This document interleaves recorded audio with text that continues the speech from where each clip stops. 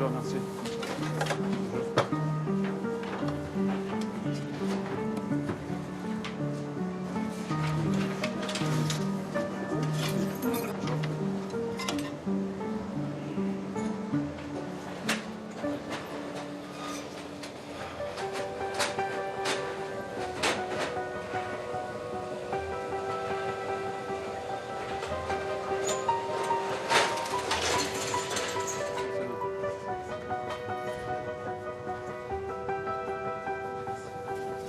Je suis salariée dans une entreprise depuis 2007.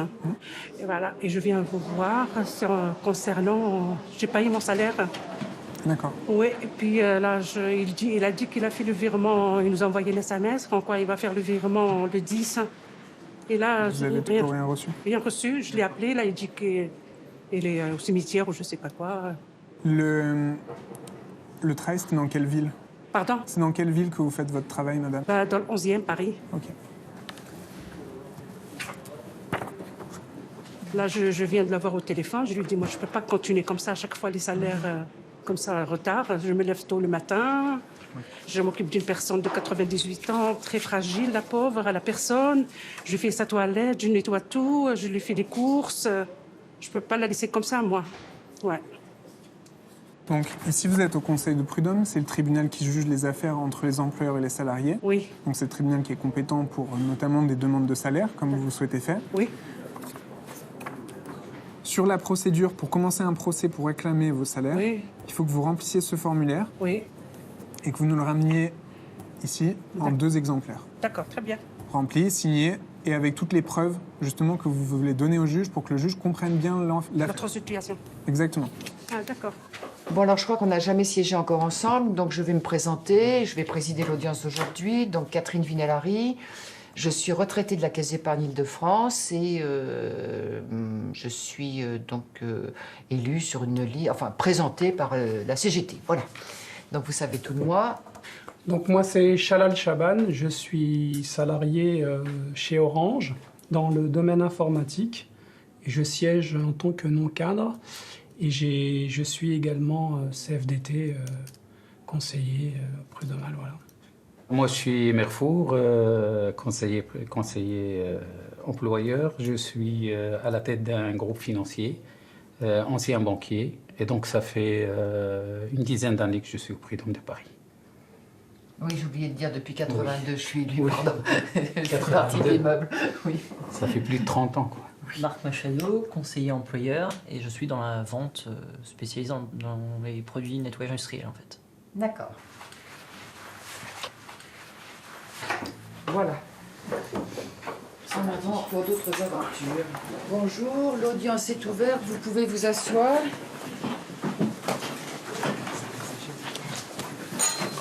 Très bien, donc on va commencer par l'affaire numéro 1.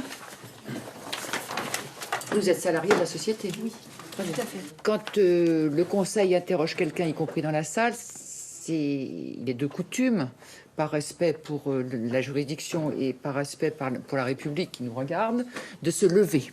Donc je vous le dis, là je m'adresse à vous, vous vous levez, c'est mieux. Merci. On n'est pas comme dans les feuilletons américains, si vous voulez. Il y a un peu plus de préséance et de respect des uns et des autres. Et ça, c'est important, le respect. Donc on vous écoute. Je vous remercie, Madame le Président.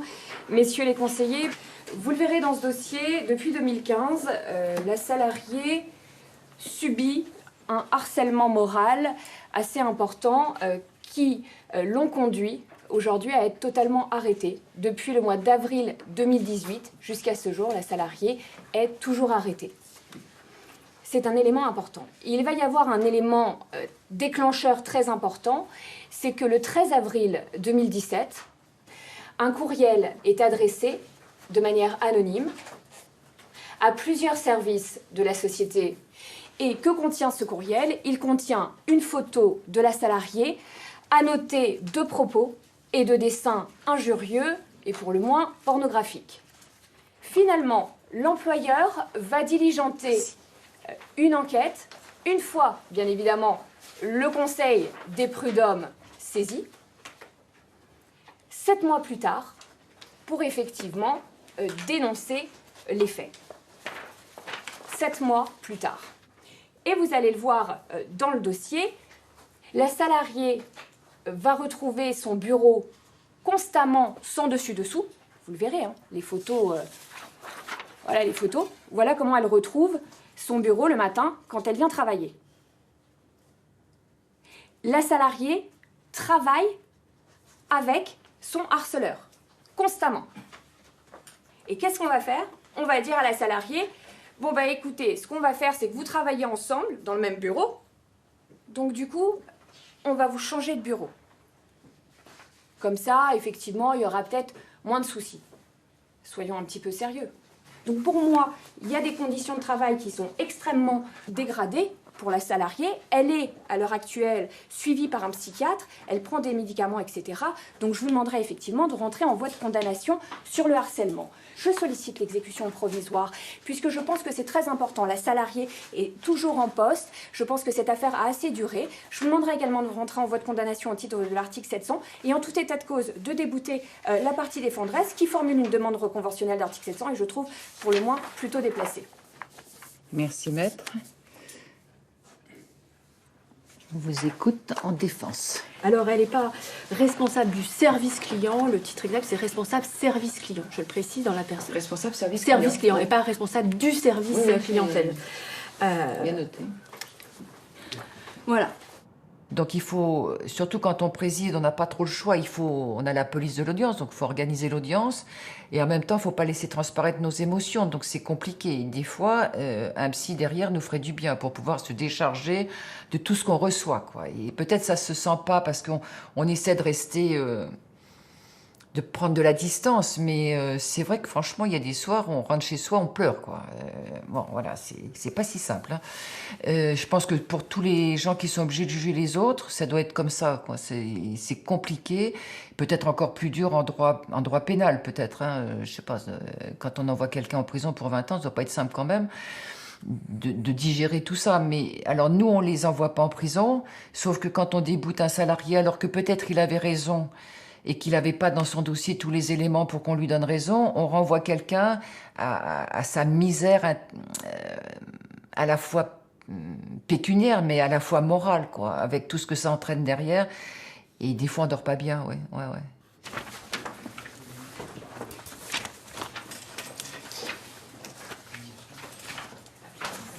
Son dernier poste était chef de groupe marketing. Oui, c'est ça. Il s'agit d'un licenciement pour insuffisance professionnelle. La lettre de licenciement est d'ailleurs longuement motivée. Le premier élément que je vous demanderai de retenir pour constater l'absence de cause réelle et sérieuse de ce licenciement, c'est de constater d'abord, d'une part, que le passé professionnel de la salariée dit exactement le contraire de ce qui est énoncé dans cette lettre de licenciement. Vous pourrez, à ce titre, déjà relever le fait qu'elle ait régulièrement perçu des primes assises sur la qualité de son travail, et ce, depuis l'origine. Vous pourrez également regarder les entretiens annuels d'évaluation. On est systématiquement sur des appréciations qui sont extrêmement élogieuses en ce qui concerne cette salariée. Les variantes, c'est soit des années où on dit elle dépasse les attentes pour la majorité des items, et le reste, elle est au niveau des attentes. Et alors la question qu'on peut se poser, c'est de se demander comment ça se fait qu'on ait gardé cette salariée pendant 7 ans avant de finalement décider de la licencier pour insuffisance professionnelle, puisque depuis l'origine, elle ne faisait pas l'affaire. Alors, comme on ne se laisse pas démonter de l'autre côté, on vous dit oui, mais c'est comme ça, elle ne faisait pas l'affaire, on a été obligé de la changer de poste. Moi, je m'interroge juste sur un fait, c'est qu'il y a une période d'essai. Elle n'a pas été renouvelée. Même après la tenue de ce poste, alors qu'on considère qu'elle est totalement incompétente, si je comprends bien, on décide de la garder et de la mettre sur un poste qui lui donne un spectre de responsabilité encore plus important. Bon, si c'est pour lui faire passer comme message qu'il y a un problème, je pense que la méthodologie employée qui pose difficulté. Je m'étonne un peu de l'absence de Madame Paquemont, qui a saisi la justice, qui demande 70 000 € de dommages et intérêts, et qui est au chômage et à la recherche d'un emploi, mais qui ne juge pas utile manifestement de se présenter devant la justice. Je peux vous répondre, elle est en formation Pôle emploi cette semaine. C'est dommage bah ouais, mais que ça ne soit pas... Vous avez la réponse. Justifié. J'ai la réponse, je vous en remercie. Une insuffisance professionnelle, c'est pas un dossier facile. Donc pas facile surtout pour la salariée qui s'entend dire finalement qu'elle travaillait mal, qu'elle faisait mal le travail pour lequel elle avait été embauchée. D'autant plus que par définition, elle n'a pas commis de faute. Une insuffisance professionnelle, c'est quand même une salariée qui est investie, qui est motivée, qui fait des efforts, à qui on ne reproche pas de faute et qui malgré ça n'y arrive pas. C'est assez cruel, c'est un échec. Il y a un entretien annuel dont on ne vous a pas dit un mot, qui est le dernier entretien annuel, qui est l'entretien annuel d'octobre 2015. Celui-là, il est évidemment pas bon d'entretien annuel, puisqu'elle répond partiellement aux attentes. Pour autant, répondre partiellement aux attentes, ça veut dire, c'est une façon policée de dire que c'est une catastrophe. Qu'est-ce qui se passe après? Madame Patemont écrit à Madame Ramkovic, cette fois-ci directement, pour lui demander de repréciser ce qu'elle doit faire. Elle est chef de groupe. Elle gagne 5 000 € par mois. Elle a 5 ans d'expérience ou 6 ans d'expérience à l'entretien. Elle commence à demander à sa supérieure hiérarchique « Je voudrais être sûre d'avoir bien compris ce que je dois faire ».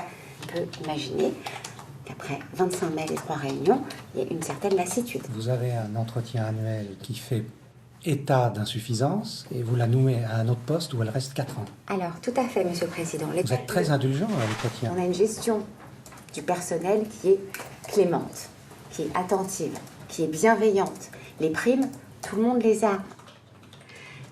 Des évaluations 1 sur 4, ça n'existe pas. Des licenciements pour motif personnel, c'est extrêmement rare. Donc effectivement, elle a fait preuve d'une extrême bienveillance. Bien, merci beaucoup. Ça continue de me surprendre un peu, c'est le fait que pendant tes années, il n'y ait pas eu plus de mise au point, même pas de remontrance, mais une mise au point, de mise en avant de ces insuffisances. Alors effectivement, est-ce qu'on doit se dire que si on a fait l'erreur de la maintenir en poste 4 ans, ben c'est trop tard? Parce que plus personne ne croira pour l'insuffisance professionnelle. Je vous ai mis au dossier toute la jurisprudence sur l'insuffisance professionnelle pour les salariés. On la connaît, merci. Non, mais pour les salariés qui ont une grande ancienneté, qui ont 10 ans, qui ont 12 ans d'ancienneté. Nous connaissons le monde du travail et de l'entreprise. Quand on a un avocat de la demande et un avocat de la défense qui vient nous parler de ce qu'a fait un salarié, de ce qu'a fait l'employeur, etc. On comprend ce que c'est parce qu'on l'a vécu pendant des années. Les conseillers ont en général un certain nombre d'années d'expérience. Mais jamais un magistrat, comment dirais-je, de robe, n'aura l'expérience que nous avons des échanges qui peuvent se produire dans certaines activités. Voilà, on sait ce que c'est qu'un licenciement pour raison économique, on sait ce que c'est qu'une insuffisance professionnelle, on l'a vécu, on a eu à la traiter. Les magistrats professionnels, ils n'ont jamais mis les pieds dans une entreprise. Ils ne savent pas ce qui se passe dans une entreprise, comment les gens se parlent. Appliquer la loi, c'est bien, mais l'appliquer en toute justice et en équité, c'est autre chose. Pourtant, il y a pas mal de critiques qui sont formulées à l'égard des prud'hommes. Je pense qu'il y a, dans les critiques, il ne faut peut-être pas tout mélanger. Il y a une partie des critiques qui est l'inflation qu'on a connue pendant pas mal d'années des conflits prud'homaux. Et donc, où beaucoup de gens, beaucoup d'employeurs, beaucoup de politiques disaient « ouais, mais maintenant, tout le monde va au prud'homme parce que c'est... Oui. Alors, sous-entendu, parce que c'est la loterie et on va forcément gagner, etc. » Bon. Alors, il y a ce qui est du domaine de la croyance, et puis il y a un constat qui est effectivement qu'il y a eu pendant une époque, alors on est en train de vivre probablement un retour en arrière pour différentes raisons, mais il y a eu une inflation des conflits prud'homaux. Mais ça, c'est pas de la faute des prud'hommes, c'est des relations de travail qui se sont assez dégradées, probablement aussi quand il y a 4-5 millions de personnes qui sont privées d'emploi et qui en cherchent. Il y a un réservoir, si je puis employer cette expression, de travailleurs disponibles, et donc on n'a jamais le bon travailleur, et donc on s'en sépare pour espérer en trouver un meilleur. Il y a surtout l'absence de régulation des conflits à l'intérieur des entreprises, parce qu'il y a une désyndicalisation énorme, parce que c'est pas très bien porté de faire du syndicalisme, et donc tout ce qui ne se résout pas à l'intérieur de l'entreprise va bien à un moment va bien falloir le résoudre à l'extérieur, et c'est là où il y a les prud'hommes.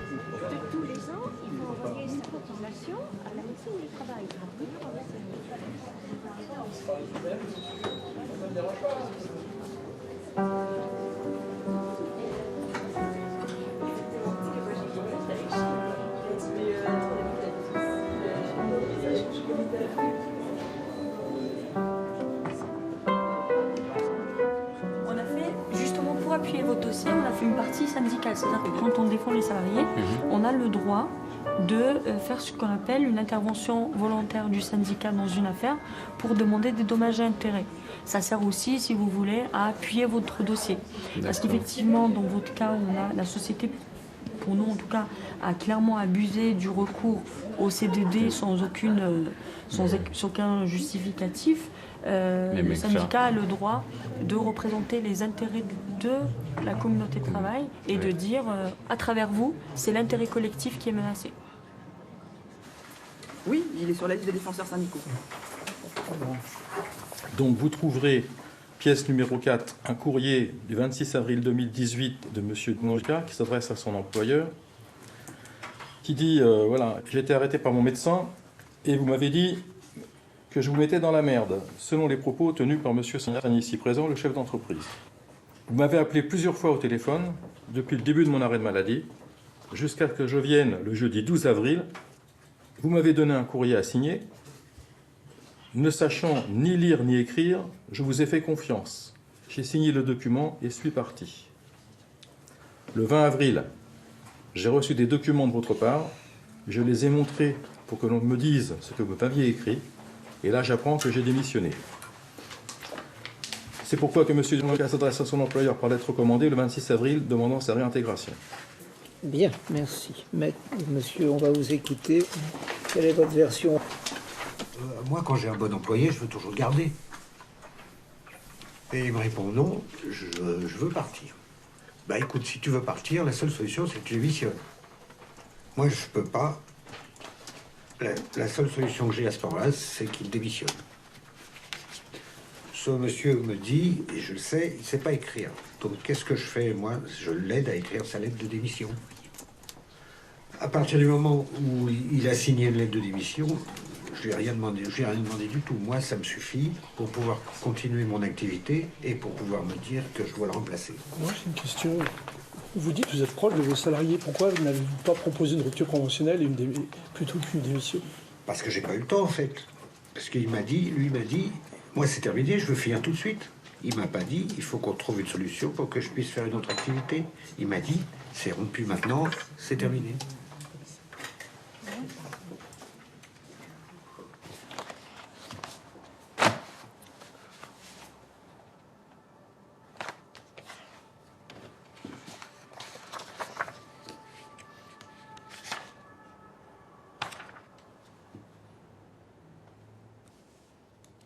C'est un plan de carrière d'être conseiller au prud'homme? Alors, votre question est très intéressante. En ce qui me concerne, quand je viens au conseil, je perds de l'argent. Voilà. Je suis chef d'entreprise. Donc, quand je viens au conseil, je ne viens pas pour faire un plan de carrière, puisque ma carrière, elle n'est pas au conseil de prud'homme.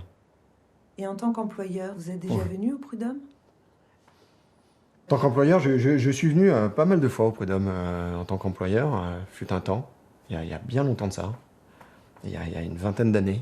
J'étais pas employeur, j'étais salarié d'ailleurs, j'étais directeur administratif et financier d'une société où il y avait pas mal de problématiques prud'homales quand je suis arrivé. Et je me suis rendu compte que c'était tellement complexe que je me demandais comment les entreprises arrivaient à s'en sortir. Et de là est venue mon adhésion au conseil de prud'homme, puisque je me suis dit, mais peut-être qu'avec mes compétences, je pourrais apporter un plus. Et c'est comme ça que je me suis présenté. Tout simplement en me disant, mais comment font les entreprises pour comprendre? Puisque souvent, entre guillemets, le droit est un peu antinomique du fonctionnement des relations humaines. Parce que dès qu'on ne respecte pas une procédure ou certains détails, on arrive rapidement à un contentieux ou à des demandes qui peuvent être faites de la part du salarié. Donc c'est vrai qu'il est très difficile pour le chef d'entreprise de suivre, et pour le salarié également, hein. C'est un droit qui est complexe. On a l'impression qu'on a donné des armes des deux côtés pour qu'ils qui se canardent.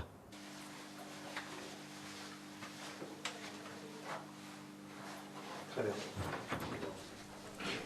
Merci, Monsieur le Président, Mesdames, Messieurs du Conseil. Alors, vous êtes en présence d'une salariée dont l'ancienneté est considérable. Elle a été engagée en 1976, qui a connu d'abord une évolution tout à fait régulière. Elle a été promue guichetière très qualifiée en 1982, agent commercial très qualifié en 1997. Et en 2001, Madame Zan est tombée gravement malade. Elle a été atteinte d'un cancer du sein qui a entraîné un premier arrêt de travail de près de 3 ans. Elle a ensuite repris le travail très brièvement, puis elle a connu une rechute de sa maladie et a à nouveau été arrêtée pendant 3 ans, jusqu'à la fin de l'année 2008. Sa progression, elle a été complètement stoppée à compter de sa maladie. Elle estime qu'elle aurait dû atteindre le niveau 10, voire 12. Elle est restée au niveau 6. Vous savez que les salariés malades, les salariés déclarés inaptes, bénéficient d'une protection particulièrement renforcée. Alors, vous verrez qu'elle a subi une véritable mise à l'écart parce qu'au retour de ses arrêts, la direction a fait passer Madame Zan de poste en poste. Pendant 6 mois, elle opère des saisies de livret assurance. Ça ne correspond en rien à son niveau de qualification. On la passe au poste d'assistant activité comptable, qui est qualifié d'inintéressant, y compris par les supérieurs hiérarchiques de Madame Zan. Et encore une fois, on lui dit c'est provisoire, il faut patienter, on va trouver un poste. Et le fait de ne jamais évoluer conduit Madame Zan à estimer que ça ne peut qu'être en lien avec son état de santé. Le médecin du travail indique qu'elle dit qu'on lui reproche encore d'avoir eu un cancer et qu'elle ne veut pas être laissée pour compte. Qu'elle a été évidemment très affectée de subir un tel traitement après une longue carrière. Elle a été traitée avec mépris, c'est le moins qu'on puisse dire. Et c'est la raison pour laquelle elle sollicite la somme de 70 000 €. Cela représente à peu près 24 mois de salaire. Maître, vous en avez fini? J'en ai terminé, Monsieur le Président. Merci, maître. Maître. Dans les dossiers de demande de discrimination, je trouve que on est toujours saisi par la complexité de la chose. C'est-à-dire que il me semble qu'on quitte à un moment donné le domaine du rationnel pour entrer dans le domaine de l'affectif.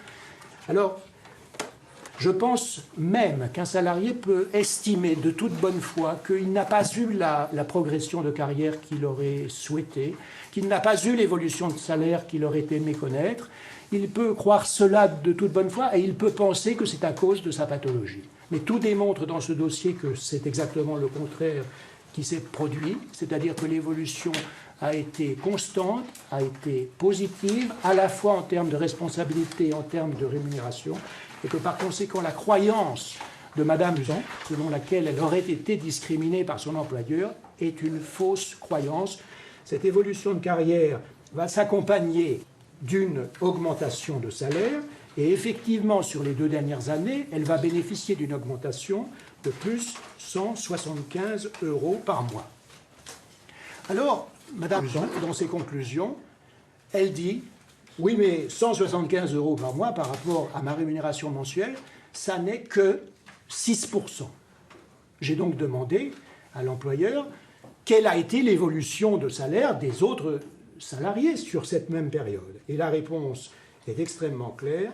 Le salaire annuel moyen a augmenté entre 2014 et 2015 de plus 0,44%, ce qui m'autorise à vous dire que la salariée a eu une augmentation de salaire supérieure à celle de la moyenne de ses collègues. Je vous demande donc de la débouter de ces demandes. Merci, maître. Si le Conseil a bien compris, c'est pas contester de l'autre côté de la barre qu'il y a une évolution de salaire positive. Il y a une évolution de salaire qui est supérieure à l'évolution moyenne dans l'entreprise.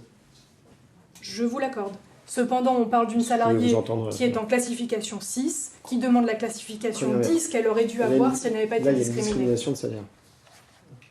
Une discrimination salariale. Oui. Très bien. Merci, maître. Je vous remercie. Clôture des débats. Prononcé ce soir. Pour ce soir. Prononcé de la date du prononcé.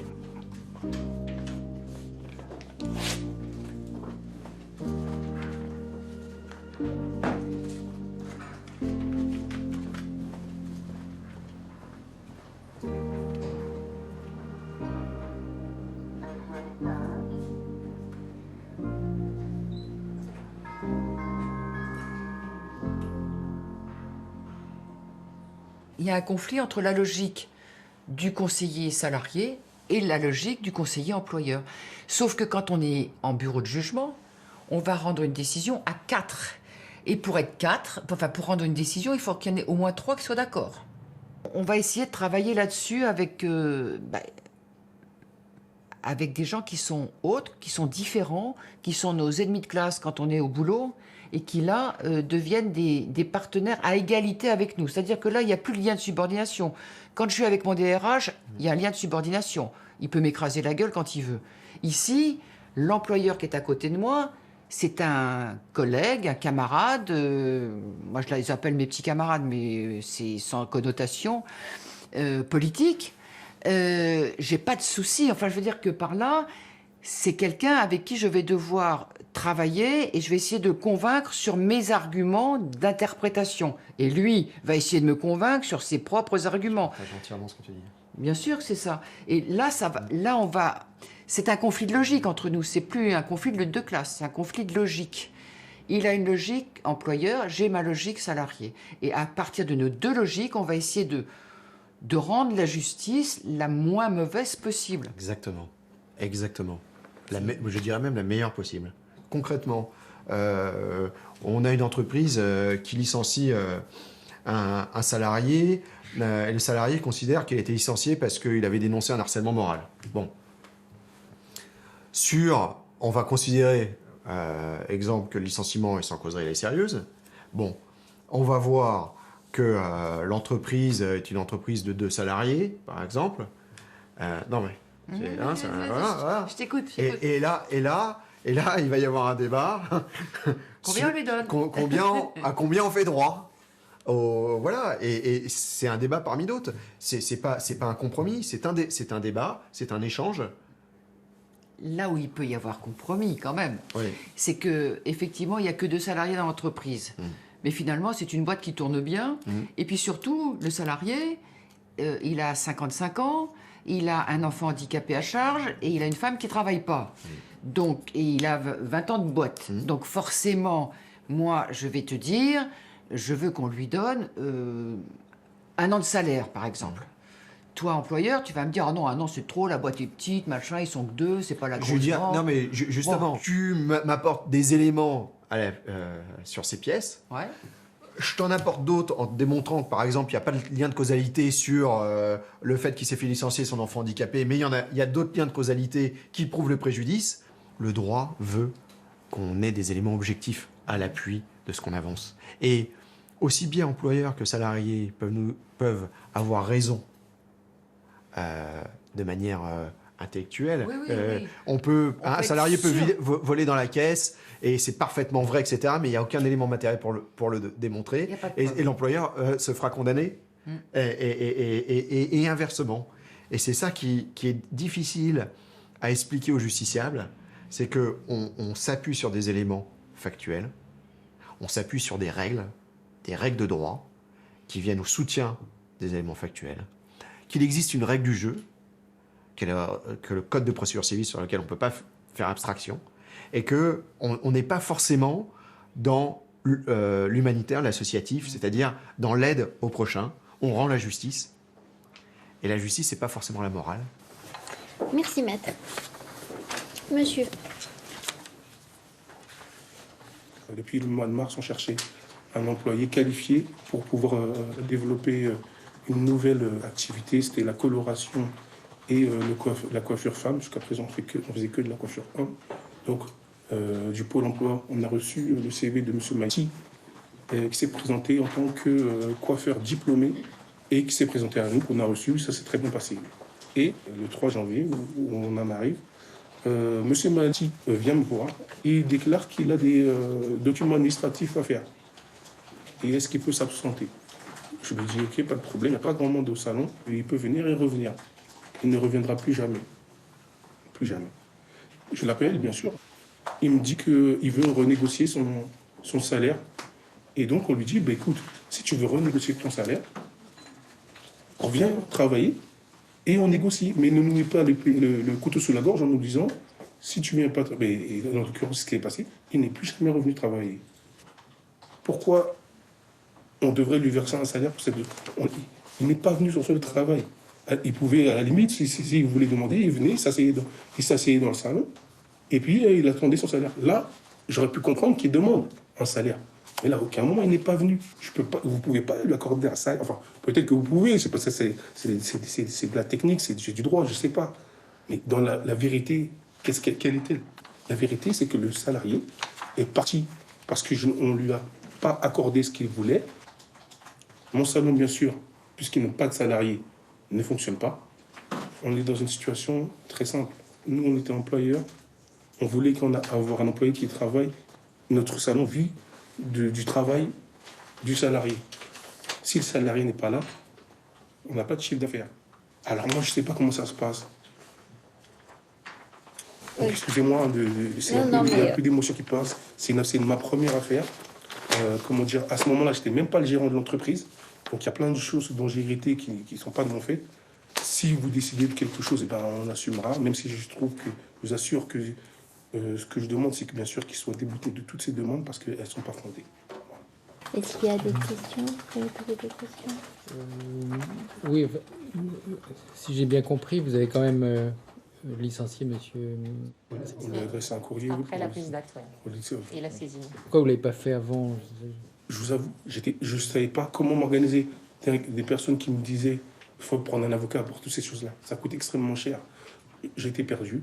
J'ai essayé comme on appelle ça, de m'enseigner sur Internet. Mais avant ça, on lui a quand même fait un courrier avec accusé de réception pour lui demander de reprendre son poste. À quelle date? Ça, c'était au mois de février. Au mois de février, on lui a demandé. J'ai les accusés de réception. Vous les avez là? Oui, je les ai. Vous les avez vus? Bah non, j'ai rien vu puisque ça fait la 3e audience et qu'il vient aujourd'hui. La mauvaise foi, à mon avis, est plutôt de ce côté de la barre, monsieur. Attention, attendez, madame, attendez. Moi, je suis là. Madame est saisie par les déclarations de son client. À quel moment elle peut attester 100%, à 100% qu'il lui a tout dit, qu'il lui a dit toute la vérité? Elle est où la vérité? C'est quoi la vérité? Non, qu'elle défende monsieur sur les pièces qu'elle a, il n'y a pas de problème. Mais qu'elle me taxe de mauvaise foi, je vous laisse juger si je suis de bonne foi ou pas. Mais quand on est chef d'entreprise, on n'a pas vocation à son seul salarié le voir partir. Je vous le dis honnêtement, c'est pas possible. Bon.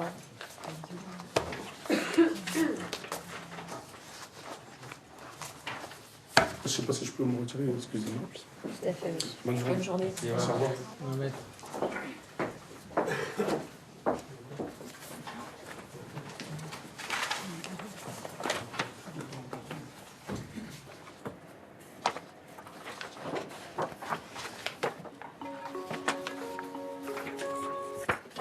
Commerce, bonjour.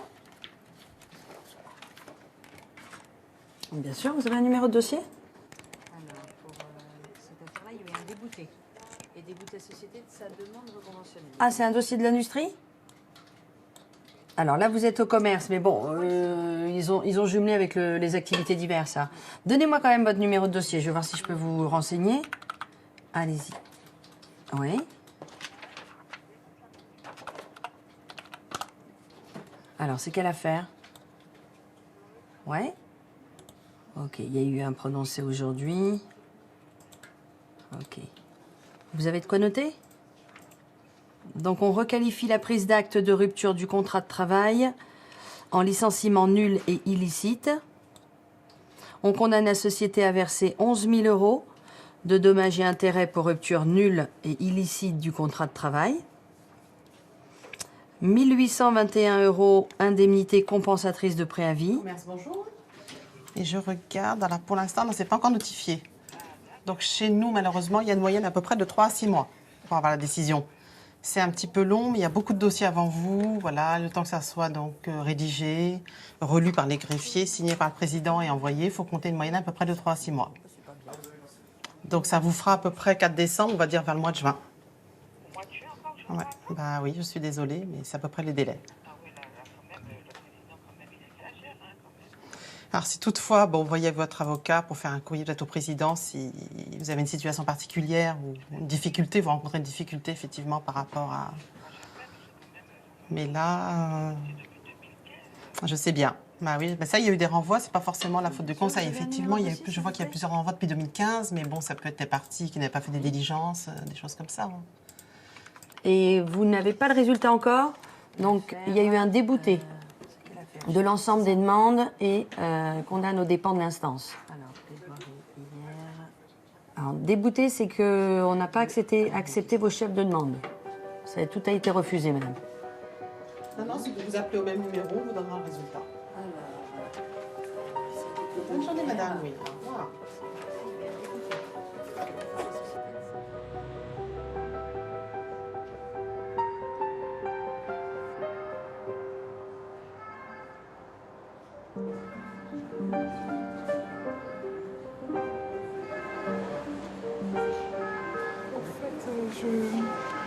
Je connais pas le domaine du travail, CDI, c'est la première fois que je signe un CDI. Et avec cette entreprise, ça va pas du tout. Par exemple, là, j'étais obligée d'aller chez une cliente. Je les ai appelés ce matin. J'ai eu un accident à Belleville. En allant chez une cliente, en fait, je suis aide à la personne. Voilà, je travaille à domicile. Je suis tombée à Belleville. Je les ai appelés pour leur dire que je me suis fait mal à la cheville. Ils m'ont quand même dit d'aller chez la cliente. Je vais chez les personnes, ils n'ont pas voulu de moi. Là, en fait, je sors de chez la cliente. Ils m'ont dit, oh, non, on ne peut pas vous laisser travailler comme ça. J'ai remarqué dans cette entreprise, par exemple, on me fait des fiches de paye de 1 700 €, alors que c'est pas vrai, sur mon virement, il y a D'accord, des donc il y a 500. des irrégularités au niveau des fiches de paye Je compte également. mes heures, mais on me paye jamais. Par exemple, là, j'ai travaillé 20 jours, on m'a payé que 46 €. On me paye 9 € de l'heure, 9,38 € de l'heure, 20 jours quand même. D'accord. Je sais pas comment ça se passe Peut-être le essayer domaine de du- persévérer avec l'inspection du travail, justement, parce que comme vous êtes toujours sous contrat, pour leur exposer vos difficultés, et eux, ils peuvent aussi vous donner des conseils par rapport à ça. D'accord. Donc peut-être essayer de voir. Sinon, sur Paris, les personnes qui peuvent vous donner ces renseignements-là, vous avez les avocats au tribunal de grande instance de Paris pour des consultations gratuites du lundi au vendredi sans rendez-vous. D'accord. Quand vous arrivez, dites que c'est un problème de droit du travail, d'accord? Oui. Comme ça, ils ne vous mettent pas avec un avocat qui est spécialisé en adoption ou divorce, ou je ne sais pas. Vous avez aussi des consultations juridiques gratuites avec les syndicats à la Bourse du Travail de Paris. D'accord. Pareil, du lundi au vendredi sans rendez-vous. Ça ouvre à 8h du matin, il vaut mieux y être vers 7h30. Oui, j'irai. C'est la première fois. Vous voyez, j'arrive. Je suis un petit peu perdue. Donc vous êtes déjà allé à l'inspection du travail et à la Bourse du Travail, c'est ça? Oui. Alors attendez voir, qu'est-ce qu'ils m'ont donné? Ça sera l'attestation de témoignage. Ça sera. Jamais eu de problème. En plus, c'était. Moi, je suis à la retraite. Ils m'ont téléphoné, je les ai dépannés. Comme j'ai une très, très, très petite retraite, bon, ben, j'ai travaillé. Je suis allée à Torcy pendant 4 jours. J'ai pris le RER. Je suis restée debout. C'était une foire au vin au magasin Carcy. Donc, ils me payent 2 jours. Ils me doivent 2 jours. J'ai eu des petites tracasseries quand je me suis séparée de mon époux. C'était pas évident non plus. Parce que j'avais un avocat d'aide juridictionnelle. Et franchement, c'est justice à 2 vitesses. Hein. C'est comme pour la médecine.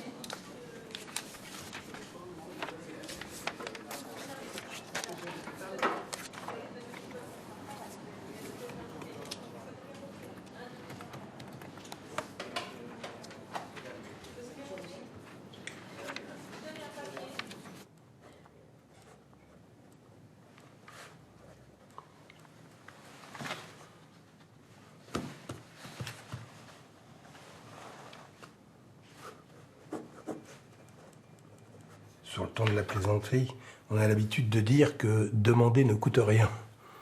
Ce qui fait que quelquefois, effectivement, on peut avoir des demandes qui sont...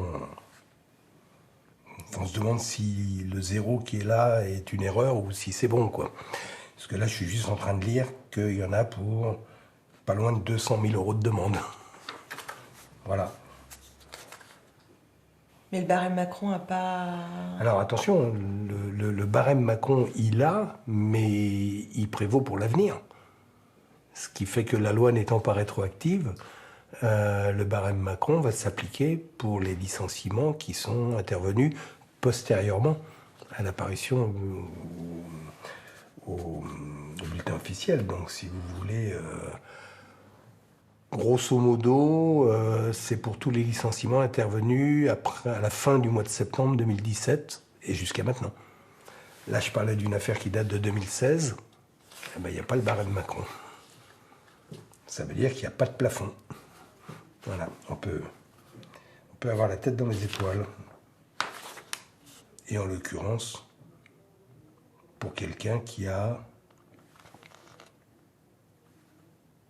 à peine 4 ans d'ancienneté, voilà, et un salaire de 2 600 €, il y a une demande autour de 200 000 €. Mais demander ne coûte rien. Ça n'augure pas de la suite d'ailleurs. Hein. Oui, si ça se trouve, c'est justifié. Si ça se trouve, c'est justifié, absolument. Là, en l'état, si vous voulez, on voit des choses. Bon.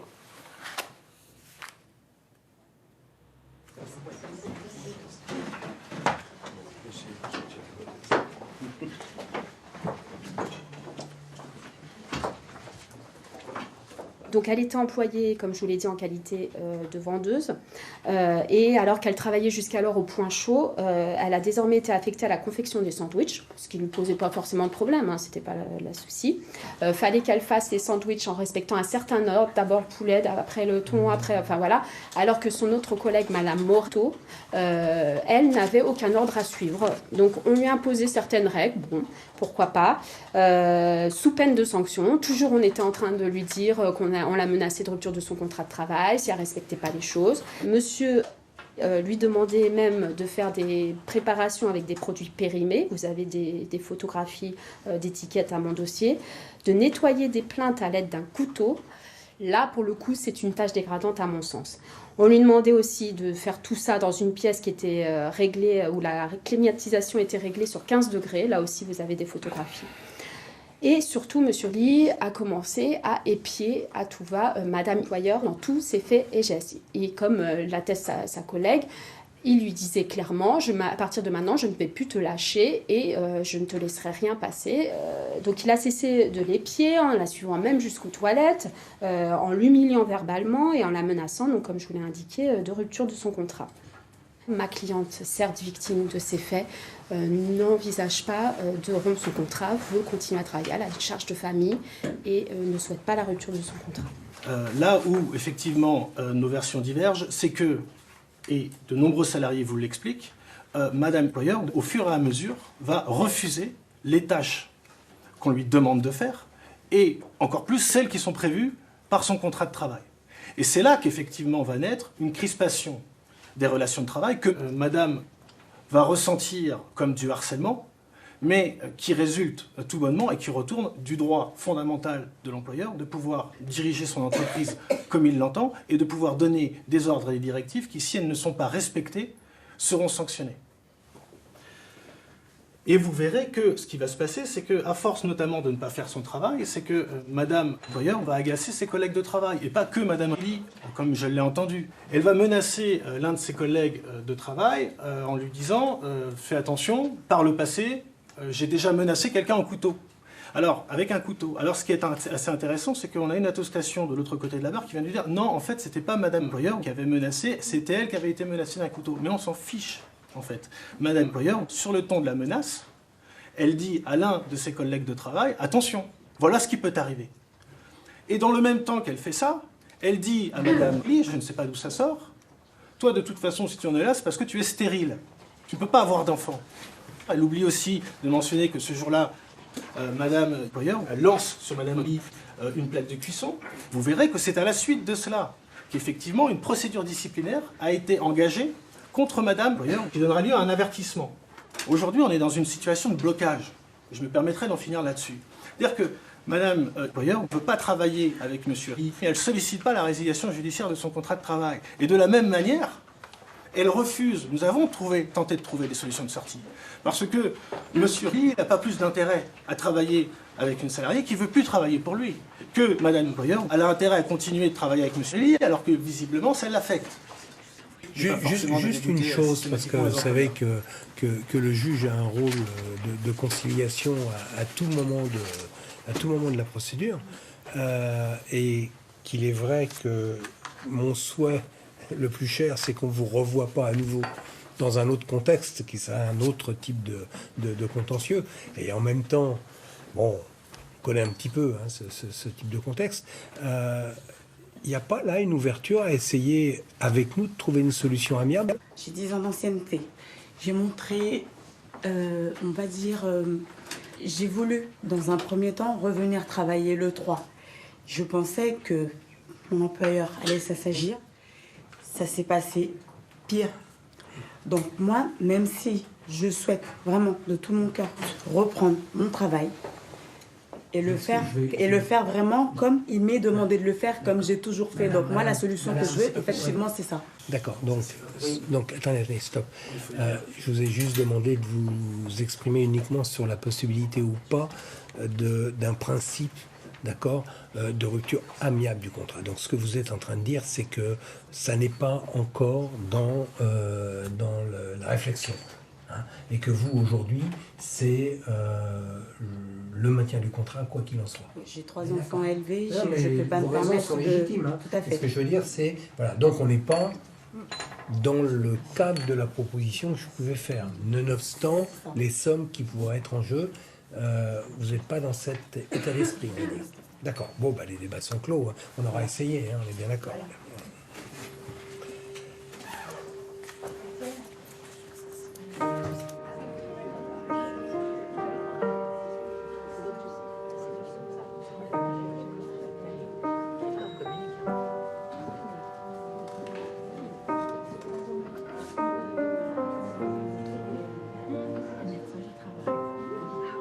Et alors les conseillers, c'est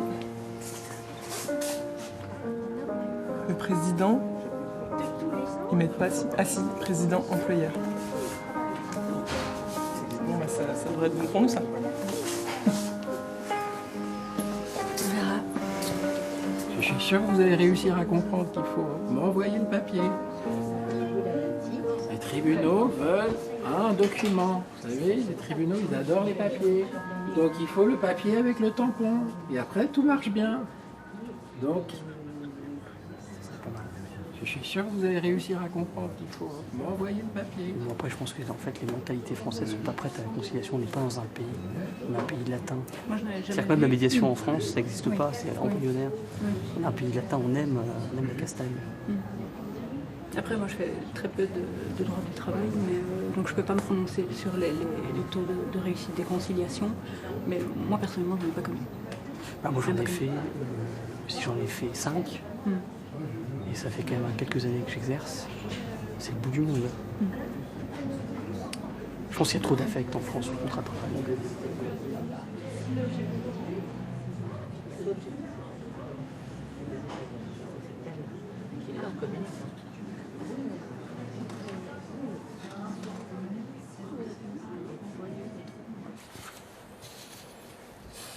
Oui. Ça c'est pas normal. Sur le barème? Oui. Ça, c'est pas normal. Mais bon, j'ai d'autres choses à dire là-dessus. Et qu'est-ce qui est pas normal? Vous voulez qu'on en parle tout de suite? Je trouve que quelqu'un qui a 20 ans d'ancienneté ou plus, le minimum de 3 mois, qui commence d'ailleurs à 2 ans d'ancienneté, c'est... Dans mon esprit, c'est pas très juste. Ce qui m'étonne, c'est que la dernière fois quand on s'est rencontrés, vous trouviez que c'était tout à fait normal. Il a évolué. J'ai dit normal? Oui, mais bon, si vous voulez, on en discute entre nous, bien sûr, à chaque audience, surtout ce barème dit Macron, on en parle beaucoup, on en a beaucoup parlé. C'est maintenant qu'on va en parler, parce que c'est maintenant qu'ils arrivent. Donc ça pourrait avoir un barème indicatif.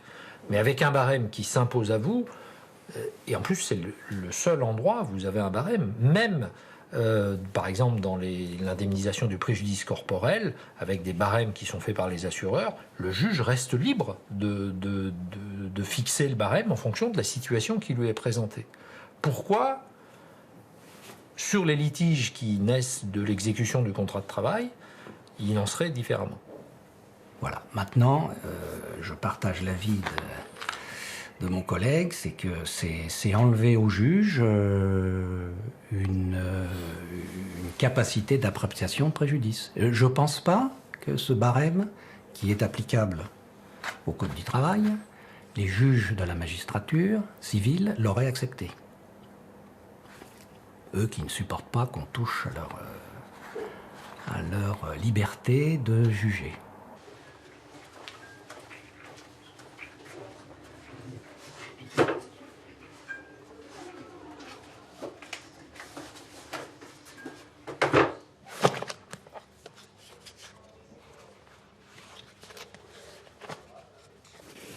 Au moment de son départ, il était directeur du pôle management, c'est ça? Directeur général adjoint en charge du pôle management. Directeur général adjoint. Faute grave, contestée. Bon, ben écoutez, il n'y a pas trop d'autres choses à dire. Si, sauf le salaire moyen, vous l'avez calculé comment? 12 mois, 3 mois? Les deux. On est d'accord. On est d'accord. Vous êtes d'accord? Bien. Combien? Je n'ai pas entendu. 8334. Pourquoi la société a décidé de licencier un salarié âgé de 59 ans au moment du licenciement, alors qu'auparavant, j'ai jamais eu d'avertissement, j'ai jamais eu de rappel à l'ordre. Donc voilà, on cherche à se débarrasser de monsieur Béat au moindre coût, c'est une évidence. Et pourquoi? Parce que la société a racheté la société Envir, qui est l'employeur originel de monsieur Béat. Et en fait, c'est une ambiance de travail détestable et les collaborateurs de monsieur Béat, peu à peu, quittent le navire. Le licenciement ne reposant sur rien, faut bien vous raconter une histoire. Donc là, c'est quand même magique, c'est la pièce adverse 34. On dit bien dans les conclusions adverses que c'est monsieur Béat qui a émis cette facture. Cette facture, elle a été envoyée le 22 novembre 2017. Il est sorti le 31 juillet 2017. Donc là, c'est assez intéressant. On vient vous dire, oui, monsieur, c'est pas bien. En avril 2016, vous faisiez 242 € de chiffre. Et puis là, c'est tombé à 110 en 2017. C'est pas bien. Alors oui, monsieur ne conteste pas une baisse de chiffre d'affaires.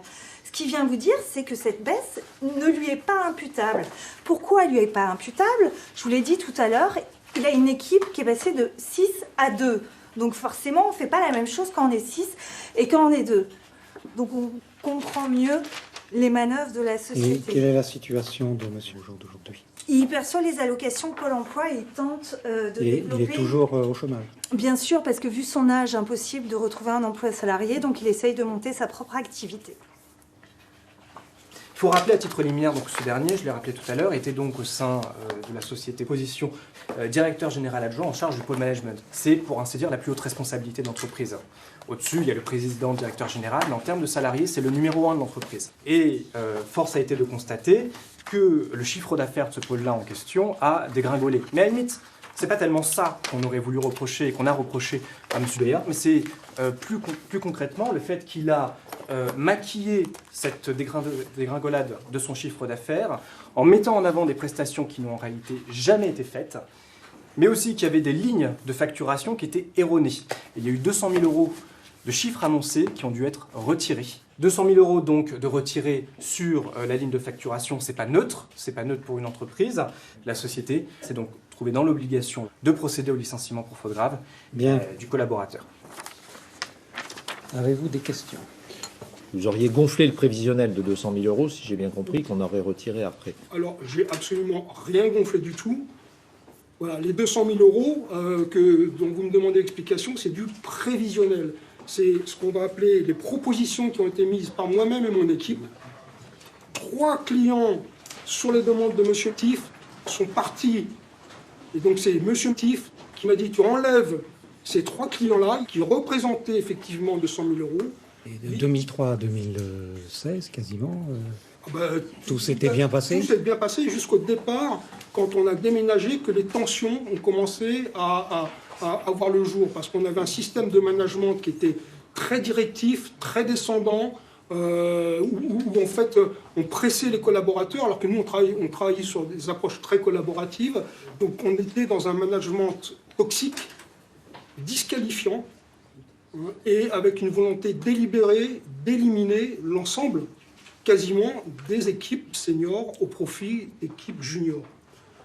Ma dernière collaboratrice est en partie au mois de juillet à travers un burn-out et une incapacité à prendre son poste. Bon, d'abord, je pense que vous parlez de burn-out pour vos collaborateurs ou ceux qui sont restés. La médecine du travail a été saisie, bien sûr. Vous-même, vous en avez... Alors moi j'ai fait une erreur, c'est qu'effectivement, j'ai essayé de tenir la barre jusqu'au bout, par loyauté vis-à-vis de mon employeur, par loyauté et aussi par croyance en fait que cette société allait nous aider. Et qu'elle n'allait pas nous décapiter. Donc je n'ai pas fait appel, moi, personnellement, à la médecine du travail. D'accord. Mais je le regrette aujourd'hui. J'étais un peu surpris. Quand on vous met à pied, on vous rappelle après? Oui, alors ça c'est une perversité terrible. Il m'a rappelé pour faire preuve d'indulgence. Oui, mais vous imaginez, vous êtes une personne, vous êtes viré du jour au lendemain, vous êtes déstabilisé émotionnellement. Vous voyez, je suis un peu ému parce que je suis un peu dans une situation... effectivement, de révolte vis-à-vis de ces situations de patrons voyous. D'accord, bien. Bon, monsieur, vous avez tout à fait le droit de répondre, mais c'est vous qui répondez si vous le souhaitez. Oui, je veux bien répondre. Je passe sur les noms d'oiseaux maléfiques, pervers, etc. Je considère qu'en tant que dirigeant, je suis là pour aider mes directeurs. Et donc, je monte des points avec M. Béat. J'essaye de l'aider à bâtir des business plans, mais M. Béat n'en a plus rien à faire. En septembre 2016, j'alerte M. Béat. Je lui dis, écoute, tu faisais 1,2 million de chiffre d'affaires en 2015.